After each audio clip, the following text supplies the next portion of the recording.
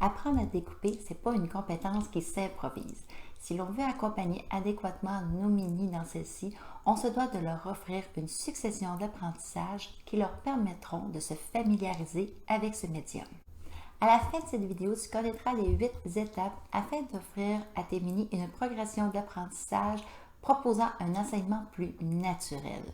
De plus, tu auras des idées d'activités faciles à mettre en place dans ton milieu. Mais avant d'aller plus loin, tu souhaites simplifier ta planification tout en bonifiant les apprentissages offerts à tes minis, eh bien je t'invite à télécharger gratuitement mes 2 semaines de planification clé en main. Tu vas trouver le lien dans la description de cette vidéo. Bonjour, mon nom est Anne-Marie et j'accompagne les intervenantes à la petite enfance afin de simplifier leur planification tout en leur permettant de bonifier les apprentissages proposés à leurs minis. Tout cela afin d'offrir des fondations solides, mais surtout de permettre à ceux-ci de vivre une transition scolaire tout en douceur. Nous avons vu au début de cette vidéo que pour faciliter l'apprentissage du découpage avec nos minis, il existait 8 étapes évolutives. Celles-ci se divisent en 2 parties, soit l'introduction et la pratique. Mais avant de débuter l'apprentissage, il est important de voir avec les enfants les bonnes habitudes à développer lorsque l'on manipule les ciseaux. La première, toujours cacher les lames dans la paume de sa main lors de ses déplacements. Déposer ses ciseaux sur son plan de travail lorsqu'on ne les utilise pas. Mettre les bons doigts dans les bonnes anneaux. L'anneau supérieur, soit l'anneau qui est souvent rond, sert à insérer le pouce et l'anneau inférieur, les autres doigts. Aussi, avoir une bonne position de coupe, soit être assis et les pieds au sol. De plus, pour faciliter à ce moment-là aussi le fait de garder le pouce toujours vers le haut lorsque l'on découpe, on peut à ce moment-là apposer un petit collant sur le pouce de l'enfant et l'encourager à toujours voir celui-ci lorsqu'il découpe. Voyons maintenant ensemble les 4 étapes de la première partie, soit l'introduction. La première étape, apprendre à déchirer. On a tendance à penser que déchirer est une attitude innée. Il arrive tellement souvent que les enfants déchirent les pages de nos livres. Cependant, ce geste est alors incontrôlé. Déchirer de façon volontaire, c'est une toute autre chose. Je vous invite à faire le test, vous serez très surprise. Pour cette deuxième étape, vous allez à ce moment-là inviter les enfants à découper des serpentins de pâte à modeler, une activité qui risque d'être fort populaire. De plus, en permettant aux enfants de modeler leur propre serpentin, mais à ce moment-là, vous développez leur motricité fine. Lorsque l'on découpe de la pâte à modeler, cela demande une certaine pression, ce qui permet à ce moment-là de muscler les muscles de l'intérieur de la main. Ces mêmes muscles qui serviront à acquérir une bonne prise de crayon, à bien orienter sa brosse à dents, à attacher des boutons et aussi à tenir la fourchette. Comme troisième étape, découper des languettes de papier sans ligne avec un coup de ciseau. On a tous en notre possession des retailles de papier qu'on peut prédécouper en languettes de ce type.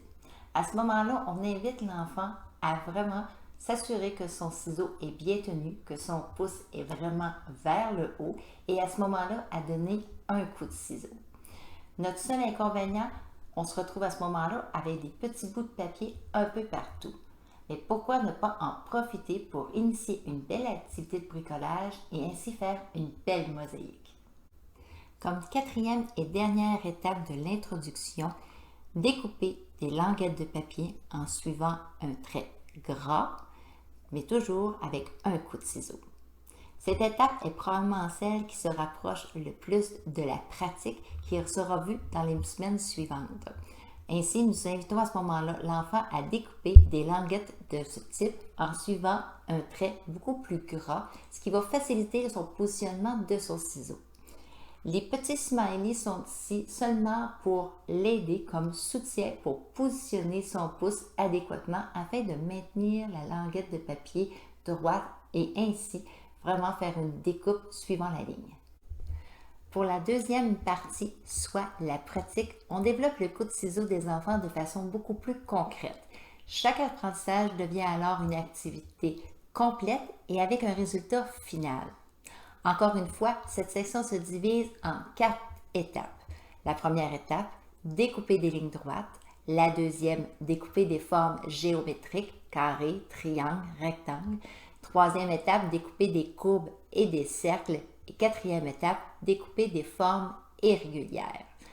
Personnellement, j'explore chaque section en offrant au moins 4 projets qui permettront aux enfants de vraiment atteindre l'objectif de l'étape. Si cependant vous observez que certaines étapes se doivent d'être explorées un peu plus longtemps, ne vous gênez jamais pour adapter vos ateliers aux besoins des enfants. En résumé, nous avons vu qu'il y avait 8 étapes afin d'accompagner nos minis dans l'apprentissage du coup de ciseau et que celle-ci se divisait en 2 parties, l'introduction et la pratique.